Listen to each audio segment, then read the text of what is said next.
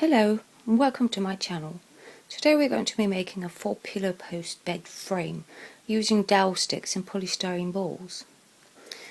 The amount of balls that you require is determined by the height of your bed. The height of my bed that I'm going to be doing is 217 centimeters. So I've decided to use these balls and squares in little discs, which I'll show you how to make later. So for my project I need 12 of this particular ball, which is a 7.5mm ball, 4 150 balls, 8 squares which are 9 meters, 32 of these little discs, some flat polystyrene which I'm going to carve into posts. You're also going to need 4 dowel sticks. I have used 2cm dowel sticks for the base, and for the crossbars on the top is a 1.5cm. To connect them I've used ordinary piping connections, which has got a 2cm connection at the bottom here and 1.5s at the top, hence the reason why I've used those particular size dowel sticks. Some of the tools you're going to need is a sharp knife, 2 different files, rasps, rat tail rasps, some sandpaper, 100 grit and 240. I've got a small little cutter like this, which I use to cut out the centre hole.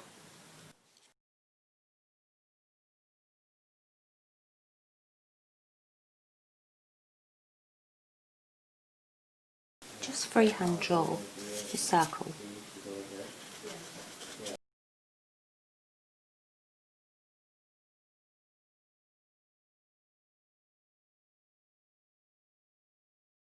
Now take 240 grit sandpaper and make it smooth. So it eventually looks like that. And cut the centre piece out.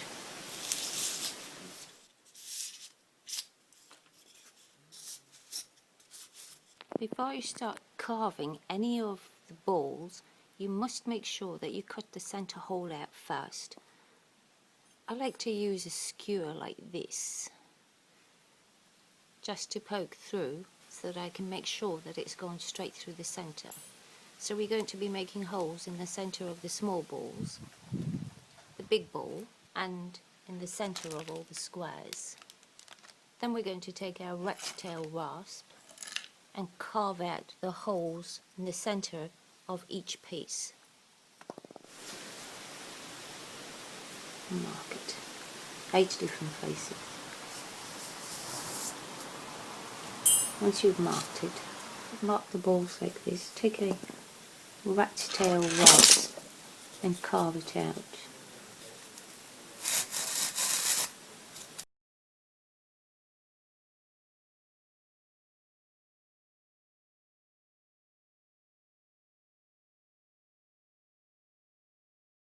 Now take a rat-tailed file and smooth it.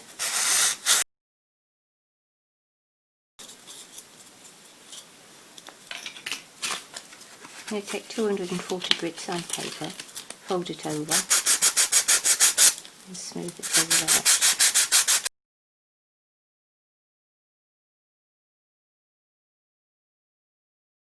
And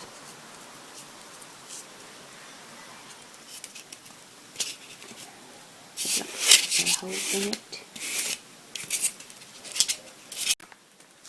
Before you start working with polystyrene, please make sure that you use a mask. It's a very messy job and gets everywhere. To do one of the columns, we're going to be using 3cm strips like that and 6.5 for the other pieces. Now all you have to do is cut them out.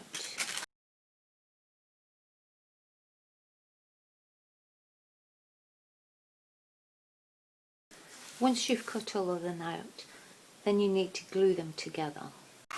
So now that we've cut out our pieces, we've got 2 pieces which are 3cm by 70 centimetres long, and 2 pieces which are 6.5 centimetres long by 70 centimetres.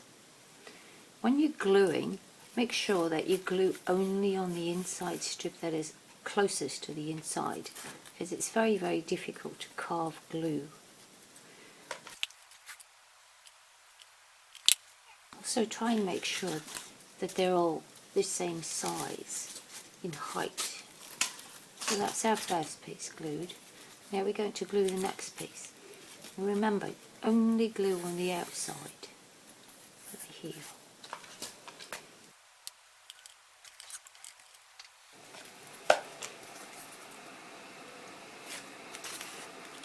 You'll end up with something that looks like that. Now take your rasp and smooth it all down.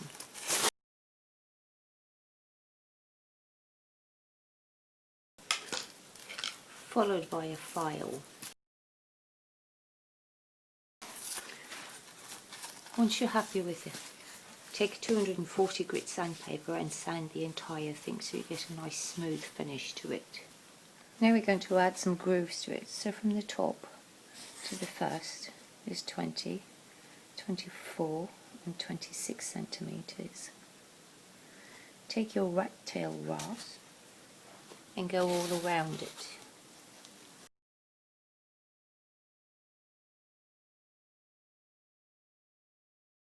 Now take your rat tail file and smooth it out.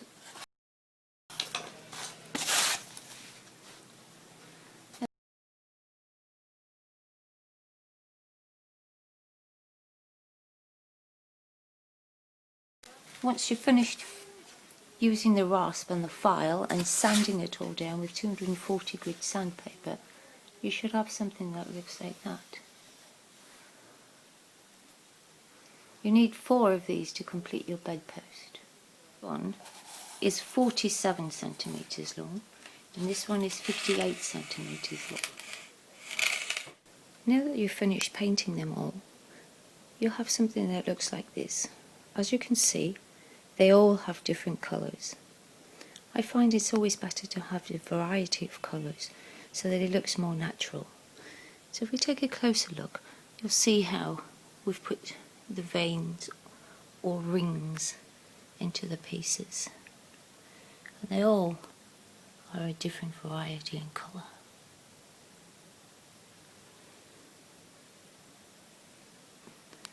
At the moment they look very, very orange, but don't worry about that, because once you apply the polish, it tones it really, really nicely. So now that you've got all your pieces, you start threading them onto your dowel stick. So now take your dowel stick and start threading them on. I go in both directions.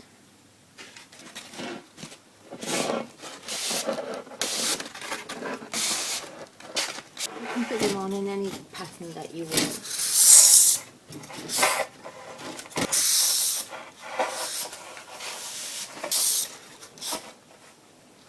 And just keep going until you've completed your whole dowel stick.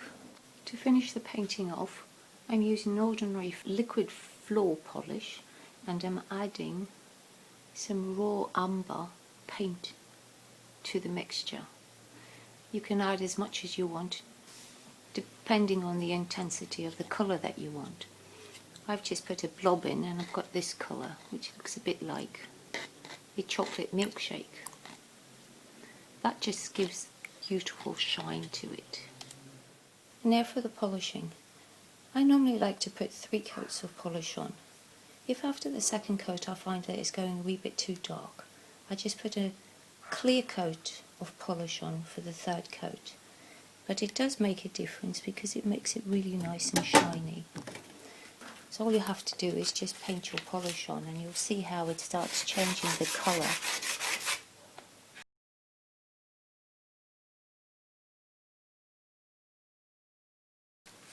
Make sure you've got something underneath it to catch all the drips. So continue painting all of them until you've finished painting 3 coats on every piece. Put newspaper down as the polish does tend to drip and start applying your polish.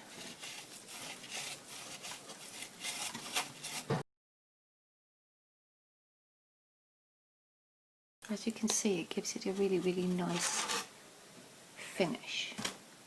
This is what it looks like when it's been painted.